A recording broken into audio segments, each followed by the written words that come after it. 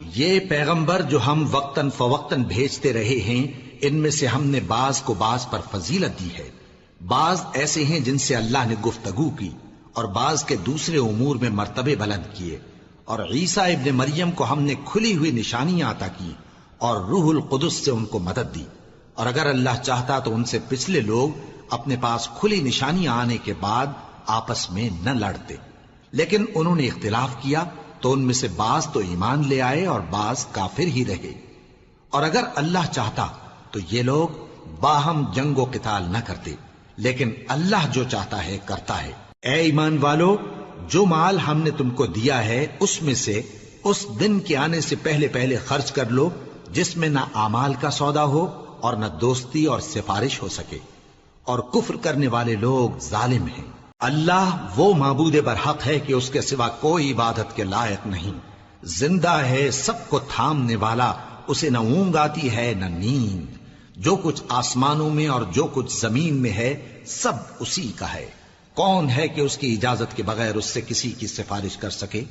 جو کچھ لوگوں کے روبرو ہو رہا ہے اور جو کچھ ان کے پیچھے ہو چکا ہے اسے سب معلوم ہے، اور لوگ اس کی معلومات میں سے کسی چیز پر دسترس حاصل نہیں کر سکتے۔ ہاں، جس قدر وہ چاہتا ہے اسی قدر معلوم کرا دیتا ہے۔ اس کی بادشاہی اور علم آسمان اور زمین سب پر حاوی ہے، اور اسے ان کی حفاظت کچھ بھی دشوار نہیں۔ وہ بڑا عالی رتبہ ہے، جلیل القدر ہے۔ دین اسلام میں کوئی زبردستی نہیں ہے، ہدایت صاف طور پر ظاہر اور گمراہی سے الگ ہو چکی ہے۔ تو جو شخص بتوں سے اعتقاد نہ رکھے اور اللہ پر ایمان لائے، اس نے ایسی مضبوط رسی ہاتھ میں پکڑ لی ہے جو کبھی ٹوٹنے والی نہیں، اور اللہ سب کچھ سنتا ہے، سب کچھ جانتا ہے۔ جو لوگ ایمان لائے ہیں ان کا دوست اللہ ہے کہ اندھیرے سے نکال کر روشنی میں لے جاتا ہے، اور جو کافر ہیں ان کے دوست شیطان ہیں کہ ان کو روشنی سے نکال کر اندھیرے میں لے جاتے ہیں۔ یہی لوگ اہل دوزخ ہیں کہ اس میں ہمیشہ رہیں گے۔ بھلا تم نے اس شخص کو نہیں دیکھا جو اس غرور کے سبب سے کہ اللہ نے اس کو سلطنت بخشی تھی، ابراہیم سے اپنے پروردگار کے بارے میں جھگڑنے لگا؟ جب ابراہیم نے کہا میرا پروردگار تو وہ ہے جو زندگی دیتا ہے اور موت دیتا ہے، وہ بولا کہ زندگی اور موت تو میں بھی دے سکتا ہوں۔ ابراہیم نے کہا کہ اللہ تو سورج کو مشرق سے نکالتا ہے، آپ اسے مغرب سے نکال دیجئے۔ یہ سن کر وہ کافر ہکا بکا رہ گیا، اور اللہ بے انصافوں کو ہدایت نہیں دیا کرتا۔ یا اسی طرح اس شخص کو نہیں دیکھا جس کا ایک بستی پر جو اپنی چھتوں پر گری پڑی تھی گزر ہوا، تو اس نے کہا کہ اللہ اس کے باشندوں کو مرنے کے بعد کیوں کر زندہ کرے گا؟ تو اللہ نے اس کی روح قبض کر لی اور 100 برس تک اس کو مردہ رکھا۔ پھر اس کو جلا اٹھایا اور پوچھا تم کتنا عرصہ مرے پڑے رہے ہو؟ اس نے جواب دیا کہ 1 دن یا اس سے بھی کم۔ اللہ نے فرمایا نہیں، بلکہ 100 برس مرے رہے ہو، اور اپنے کھانے پینے کی چیزوں کو دیکھو کہ اتنی مدت میں مطلق سڑی بسی نہیں، اور اپنے گدھے کو بھی دیکھو جو مرا پڑا ہے۔ غرض ان باتوں سے یہ ہے کہ ہم تم کو لوگوں کے لیے اپنی قدرت کی نشانی بنائیں۔ اور ہاں، گدھے کی ہڈیوں کو دیکھو کہ ہم ان کو کس طرح جوڑے دیتے اور ان پر کس طرح گوشت پوست چڑھائے دیتے ہیں۔ جب یہ واقعات اس کے مشاہدے میں آئے تو بول اٹھا کہ میں یقین کرتا ہوں کہ اللہ ہر چیز پر قادر ہے۔ اور جب ابراہیم نے اللہ سے عرض کیا کہ اے پروردگار مجھے دکھا کہ تو مردوں کو کیوں کر زندہ کرے گا، اللہ نے فرمایا کیا تم نے اس بات کا یقین نہیں کیا؟ انہوں نے کہا کیوں نہیں، لیکن میں دیکھنا اس لیے چاہتا ہوں کہ میرا دل اطمینان کامل حاصل کر لے۔ فرمایا کہ 4 پرندے لے لو، پھر ان کو اپنے سے ہلا لو اور ان کے ٹکڑے ٹکڑے کر دو، پھر ان کا ایک ایک ٹکڑا ہر ایک پہاڑ پر رکھ دو، پھر ان کو بلاؤ تو وہ تمہارے پاس دوڑتے چلے آئیں گے، اور جان رکھو کہ اللہ غالب ہے، صاحب حکمت ہے۔ جو لوگ اپنا مال اللہ کی راہ میں خرچ کرتے ہیں ان کے مال کی مثال اس دانے کی سی ہے جس سے 7 بالیں اگیں اور ہر ایک بال میں 100 دانے ہوں، اور اللہ جس کے اجر کو چاہتا ہے اور زیادہ کرتا ہے، اور اللہ کشائش والا ہے، سب کچھ جاننے والا ہے۔ جو لوگ اپنا مال اللہ کے راستے میں صرف کرتے ہیں پھر اس کے بعد نہ اس خرچ کا کسی پر احسان رکھتے ہیں اور نہ کسی کو تکلیف دیتے ہیں، ان کا صلہ ان کے پروردگار کے پاس تیار ہے، اور قیامت کے روز نہ ان کو کچھ خوف ہوگا اور نہ وہ غمگین ہوں گے۔ جس خیرات کے دینے کے بعد لینے والے کو ایذا دی جائے اس سے تو نرم بات کہہ دینی اور درگزر کرنا بہتر ہے، اور اللہ بے نیاز ہے، بردبار ہے۔ مومنوں، اپنے صدقات و خیرات احسان رکھنے اور ایذا دینے سے اس شخص کی طرح برباد نہ کر دینا جو لوگوں کو دکھاوے کے لیے مال خرچ کرتا ہے اور اللہ اور روز آخر پر ایمان نہیں رکھتا، تو اس کے مال کی مثال اس چٹان کی سی ہے جس پر تھوڑی سی مٹی پڑی ہو اور اس پر زور کا مے برس کر اسے صاف کر ڈالے۔ اسی طرح یہ ریاکار لوگ اپنے اعمال کا کچھ بھی صلہ حاصل نہیں کر سکیں گے، اور اللہ ایسے ناشکروں کو ہدایت نہیں دیا کرتا۔ اور جو لوگ اللہ کی خوشنودی حاصل کرنے کے لیے اور خلوص نیت سے اپنا مال خرچ کرتے ہیں، ان کی مثال ایک باغ کی سی ہے جو اونچی جگہ پر واقع ہو، جب اس پر زور کا مے پڑے تو دگنا پھل لائے، پھر اگر مے نہ بھی پڑے تو خیر پھوار ہی صحیح، اور اللہ تمہارے کاموں کو دیکھ رہا ہے۔ بھلا تم میں کوئی یہ چاہتا ہے کہ اس کا کھجوروں اور انگوروں کا باغ ہو جس میں نہریں بہ رہی ہوں اور اس میں اس کے لیے ہر قسم کے میوے موجود ہوں، اور اسے بڑھاپا آ پکڑے اور اس کے ننھے ننھے بچے بھی ہوں، تو ناگہاں اس باغ پر آگ کا بھرا ہوا بگولا چلے، پس وہ جل جائے۔ اس طرح اللہ تم سے اپنی آیتیں کھول کھول کر بیان فرماتا ہے تاکہ تم سوچو اور سمجھو۔ مومنو، جو پاکیزہ اور عمدہ مال تم کماتے ہو اور جو چیزیں ہم تمہارے لیے زمین سے نکالتے ہیں ان میں سے اللہ کی راہ میں بھی خرچ کرو، اور بری اور ناپاک چیزیں دینے کا قصد نہ کرنا کہ اگر وہ چیزیں تمہیں دی جائیں تو بجز اس کے کہ لیتے وقت آنکھیں بند کر لو، ان کو کبھی نہ لو، اور جان رکھو کہ اللہ بے نیاز ہے، خوبیوں والا ہے۔ شیطان تمہیں تنگ دستی کا خوف دلاتا اور بے حیائی کے کام کرنے کو کہتا ہے، اور اللہ تم سے اپنی بخشش اور رحمت کا وعدہ کرتا ہے، اور اللہ کشائش والا ہے، سب کچھ جاننے والا ہے۔ وہ جس کو چاہتا ہے دانائی بخشتا ہے، اور جس کو دانائی ملی بے شک اس کو بڑی نعمت ملی۔ اور نصیحت تو وہی لوگ قبول کرتے ہیں جو عقل مند ہیں، اور تم اللہ کی راہ میں جس طرح کا خرچ کرو یا کوئی نذر مانو، اللہ اس کو جانتا ہے، اور ظالموں کا کوئی مددگار نہ ہوگا۔ اگر تم خیرات ظاہر کر کے دو تو وہ بھی خوب ہے، اور اگر پوشیدہ دو اور دو بھی ضرورت مندوں کو تو یہ تمہارے لیے بہتر ہے، اور اس طرح کا دینا تمہارے گناہوں کو بھی دور کرے گا، اور اللہ کو تمہارے سب کاموں کی خبر ہے۔ اے نبی صلی اللہ علیہ وآلہ وسلم، تم ان لوگوں کی ہدایت کے ذمہ دار نہیں ہو، بلکہ اللہ ہی جس کو چاہتا ہے ہدایت بخشتا ہے۔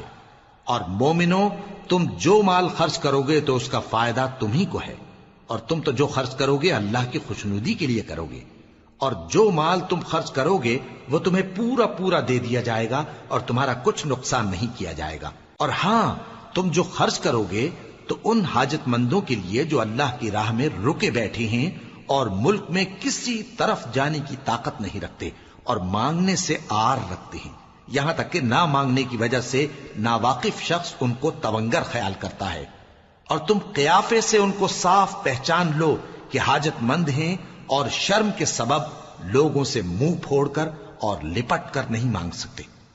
اور تم جو مال خرچ کرو گے کچھ شک نہیں کہ اللہ اس کو جانتا ہے۔ جو لوگ اپنا مال رات اور دن اور پوشیدہ اور ظاہر اللہ کی راہ میں خرچ کرتے رہتے ہیں، ان کا صلہ ان کے پروردگار کے پاس ہے، اور ان کو قیامت کے دن نہ کسی طرح کا خوف ہوگا اور نہ غم۔ جو لوگ سود کھاتے ہیں وہ قبروں سے اس طرح حواس باختہ اٹھیں گے جیسے کسی کو جن نے لپٹ کر دیوانہ بنا دیا ہو، یہ اس لیے کہ وہ کہتے ہیں کہ سودا بیچنا بھی تو نفع کے لحاظ سے ویسا ہی ہے جیسے سود لینا، حالانکہ سودے کو اللہ نے حلال کیا ہے اور سود کو حرام۔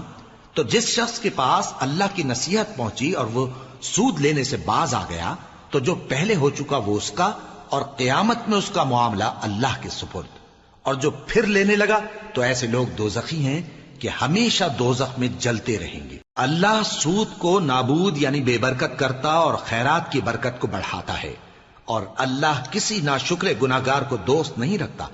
جو لوگ ایمان لائے اور نیک عمل کرتے اور نماز پڑھتے اور زکوٰۃ دیتے رہے، ان کو ان کے کاموں کا صلہ اللہ کے ہاں ملے گا، اور قیامت کے دن ان کو نہ کچھ خوف ہوگا اور نہ وہ غمناک ہوں گے۔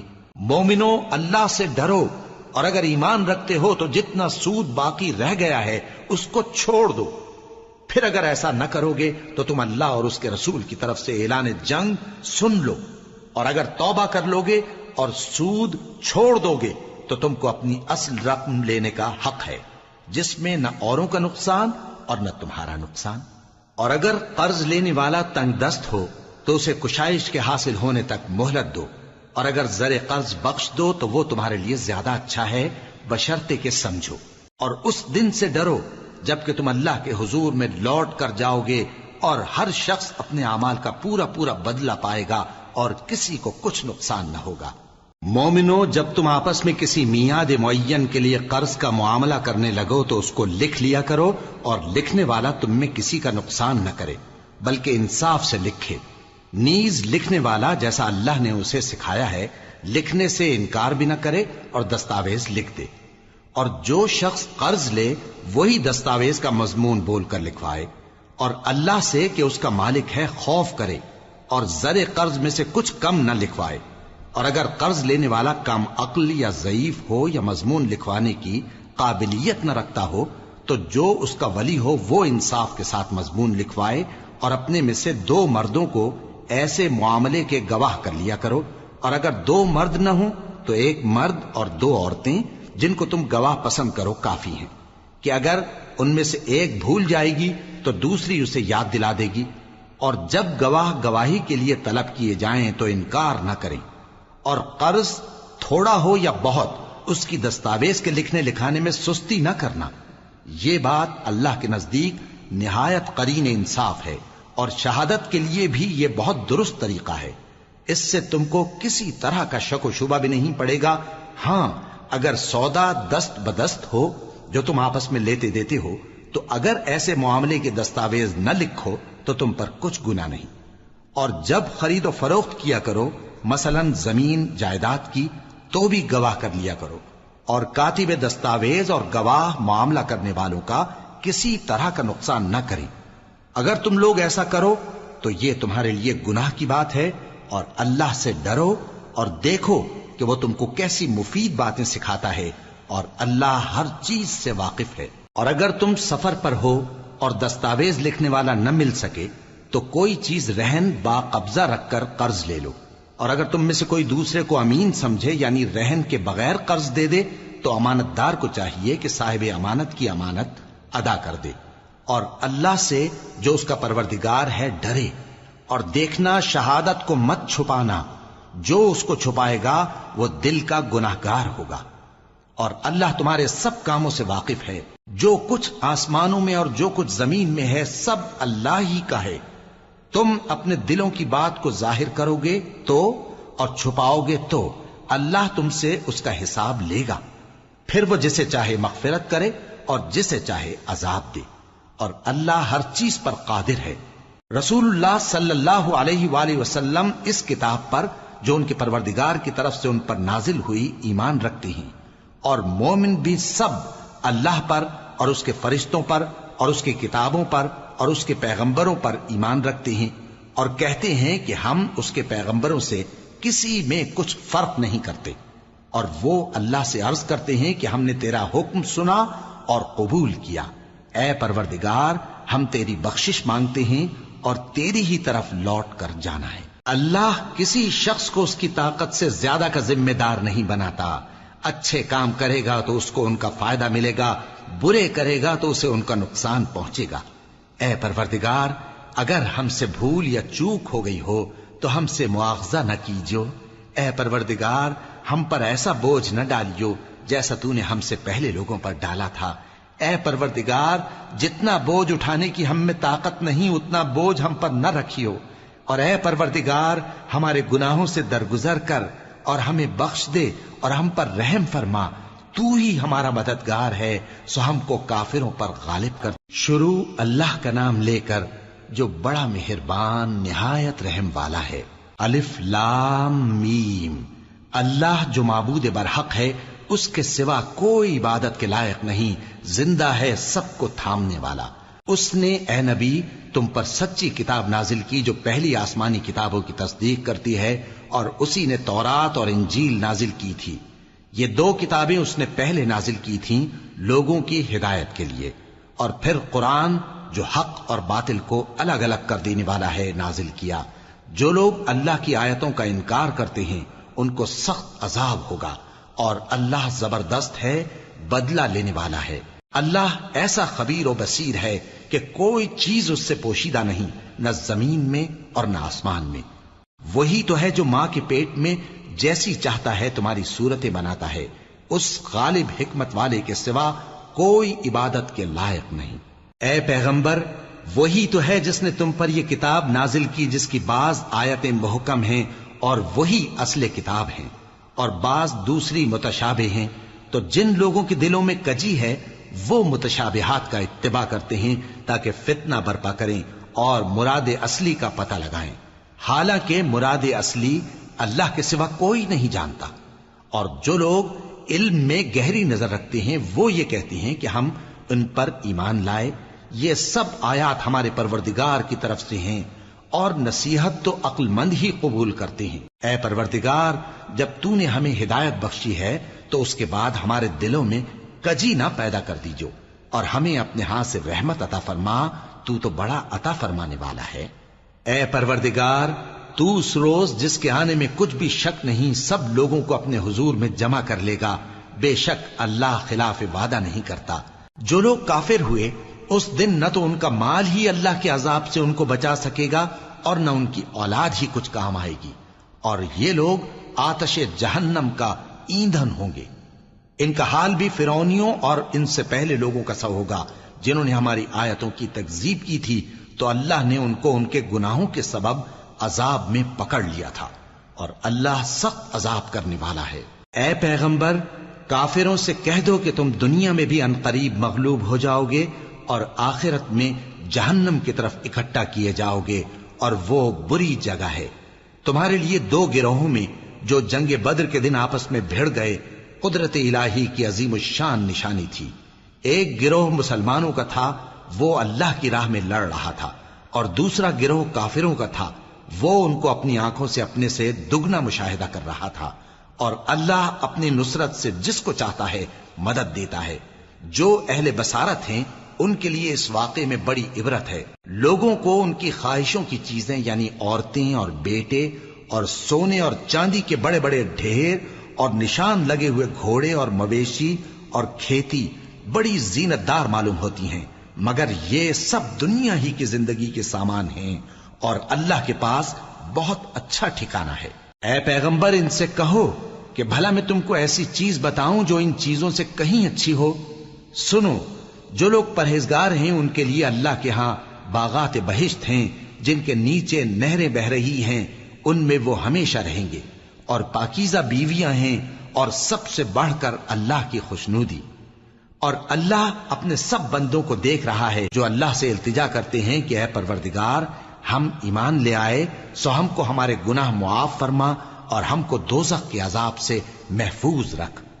یہ وہ لوگ ہیں جو مشکلات میں صبر کرتے اور سچ بولتے اور عبادت میں لگے رہتے اور نیکی میں خرچ کرتے اور اوقات سحر میں گناہوں کی معافی مانگا کرتے ہیں۔ اللہ تو اس بات کی گواہی دیتا ہے کہ اس کے سوا کوئی معبود نہیں، اس حال میں کہ وہ انصاف کا حاکم ہے، اور فرشتے اور علم والے بھی گواہی دیتے ہیں کہ اس غالب حکمت والے کے سوا کوئی لائق عبادت نہیں۔ دین تو اللہ کے نزدیک اسلام ہی ہے، اور اہل کتاب نے جو اس دین سے اختلاف کیا تو علم حاصل ہونے کے بعد آپس کی ضد سے کیا، اور جو شخص اللہ کی آیتوں کو نہ مانے تو اللہ جلد حساب لینے والا ہے۔ اے پیغمبر، پس اگر یہ لوگ تم سے جھگڑنے لگیں تو کہنا کہ میں اور میرے پیرو تو اللہ کے فرمانبردار ہو چکے، اور اہل کتاب اور ان پڑھ لوگوں سے کہو کہ کیا تم بھی اللہ کے فرمانبردار بنتے اور اسلام لاتے ہو؟ پس اگر یہ لوگ اسلام لے آئیں تو بے شک ہدایت پالیں، اور اگر تمہارا کہا نہ مانے تو تمہارا کام صرف اللہ کا پیغام پہنچا دینا ہے، اور اللہ اپنے بندوں کو دیکھ رہا ہے۔ جو لوگ اللہ کی آیتوں کو نہیں مانتے اور انبیاء کو ناحق قتل کرتے رہے ہیں، اور جو انصاف کرنے کا حکم دیتے ہیں انہیں بھی مار ڈالتے ہیں، ان کو دکھ دینے والے عذاب کی خوشخبری سنا دو۔ یہ ایسے لوگ ہیں جن کے اعمال دنیا اور آخرت دونوں میں برباد ہیں، اور ان کا کوئی مددگار نہیں ہوگا۔ بھلا تم نے ان لوگوں کو نہیں دیکھا جن کو کتاب یعنی تورات سے حصہ دیا گیا اور وہ اس کتاب اللہ یعنی قرآن کی طرف بلائے جاتے ہیں تاکہ یہ ان کے تنازعات کا ان میں فیصلہ کر دے؟ تو ایک فریق ان میں سے پھر جاتا ہے اور منہ پھیر لیتا ہے، یہ اس لیے کہ یہ اس بات کے قائل ہیں کہ دوزخ کی آگ ہمیں چند روز کے سوا چھو ہی نہیں سکے گی، اور جو کچھ یہ دین کے بارے میں بہتان باندھتے رہے ہیں اس نے ان کو دھوکے میں ڈال رکھا ہے۔ تو اس وقت کیا حال ہوگا جب ہم ان کو جمع کریں گے، یعنی اس روز جس کے آنے میں کچھ بھی شک نہیں، اور ہر نفس اپنے اعمال کا پورا پورا بدلہ پائے گا اور ان پر ظلم نہیں کیا جائے گا۔ کہو کہ اے اللہ، اے بادشاہی کے مالک، تو جس کو چاہے بادشاہی بخشے اور جس سے چاہے بادشاہی چھین لے، اور جس کو چاہے عزت دے اور جسے چاہے ذلیل کرے۔ ہر طرح کی بھلائی تیرے ہی ہاتھ ہے اور بے شک تو ہر چیز پر قادر ہے۔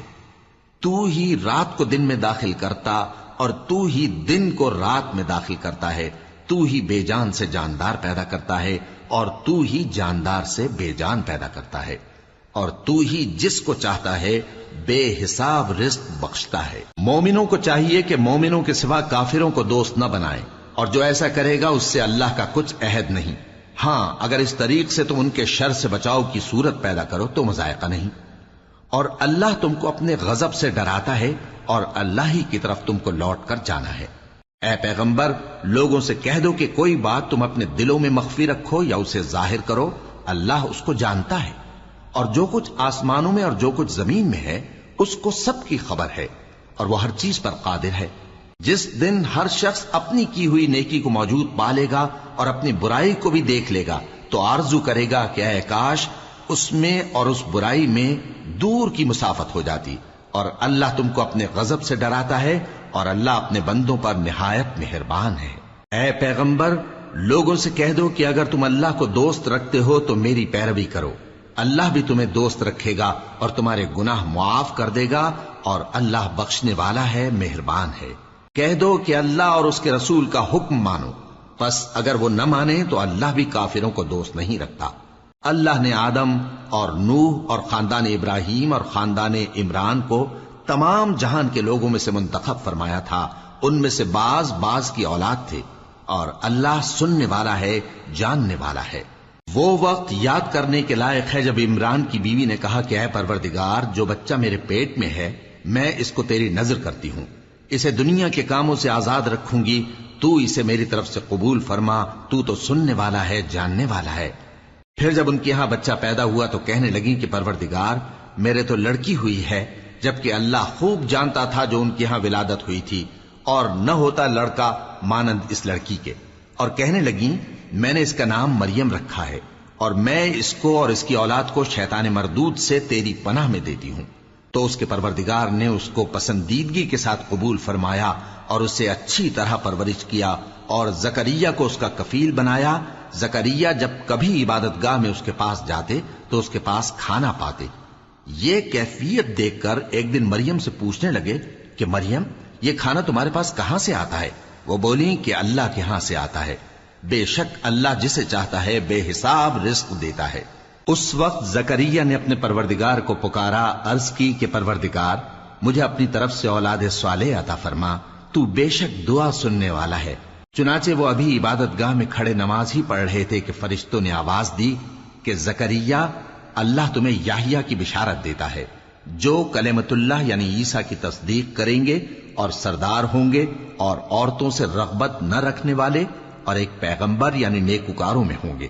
زکریا نے کہا، اے پروردگار، میرے ہاں لڑکا کیوں کر پیدا ہوگا کہ میں تو بڈھا ہو گیا ہوں اور میری بیوی بانجھ ہے؟ فرمایا، اسی طرح اللہ جو چاہتا ہے کرتا ہے۔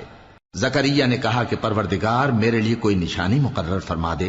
فرمایا، تمہاری نشانی یہ ہے کہ تم لوگوں سے 3 دن اشارے کے سوا بات نہ کر سکو گے، تو ان دنوں میں اپنے پروردگار کی کثرت سے یاد اور صبح و شام اس کی تسبیح کرنا۔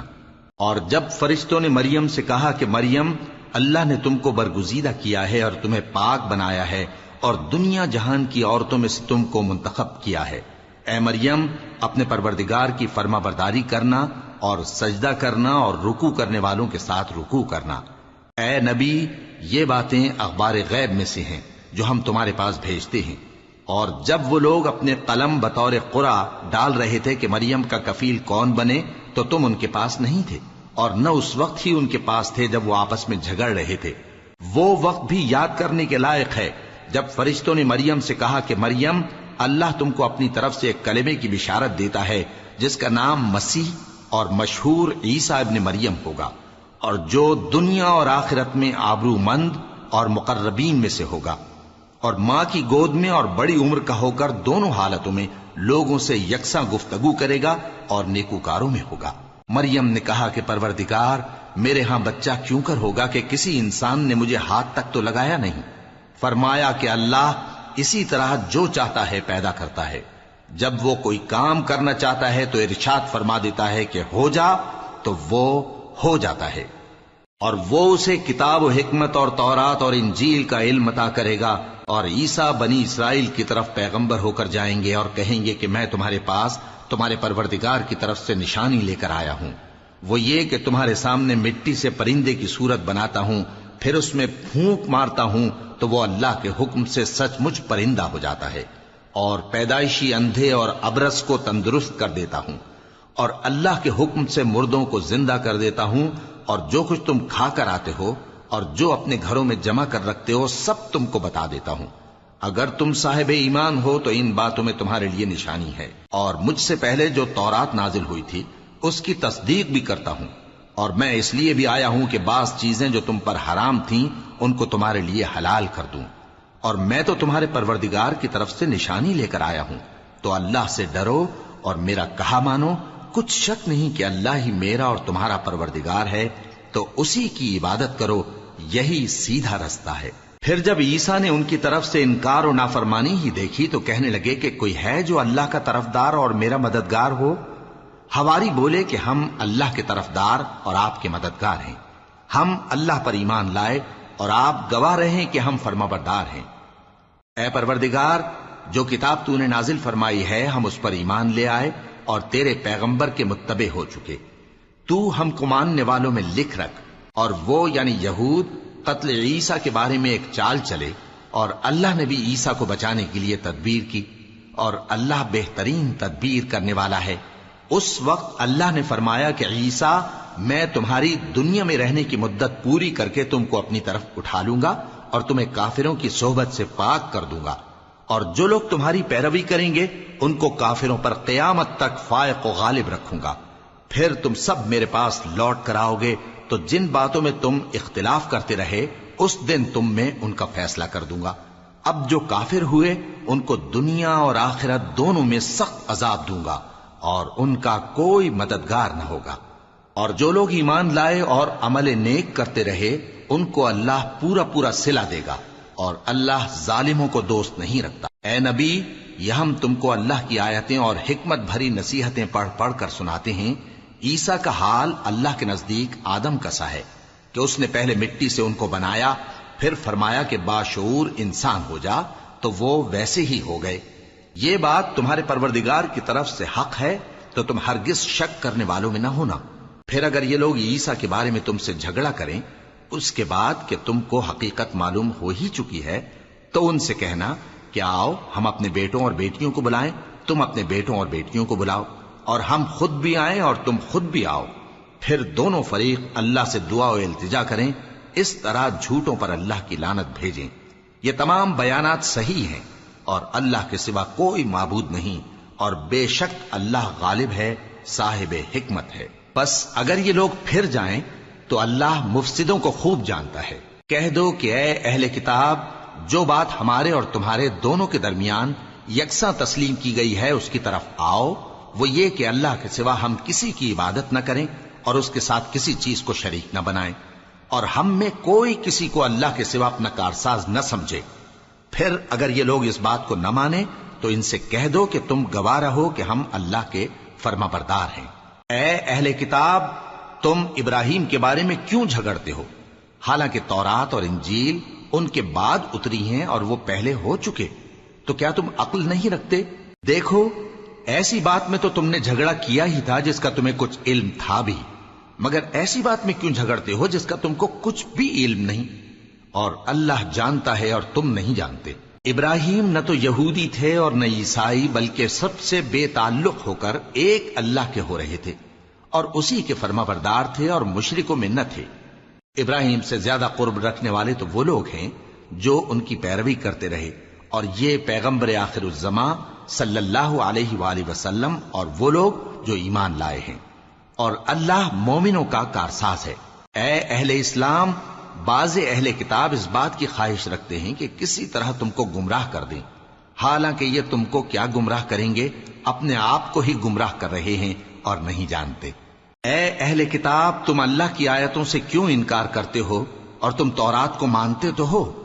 اے اہل کتاب، تم سچ کو جھوٹ کے ساتھ خلط ملط کیوں کرتے ہو اور حق کو کیوں چھپاتے ہو جبکہ تم جانتے بھی ہو؟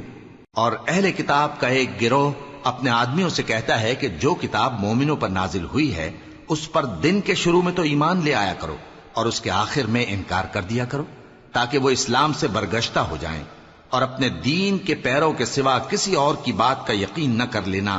اے پیغمبر، کہہ دو کہ ہدایت تو اللہ ہی کی ہدایت ہے۔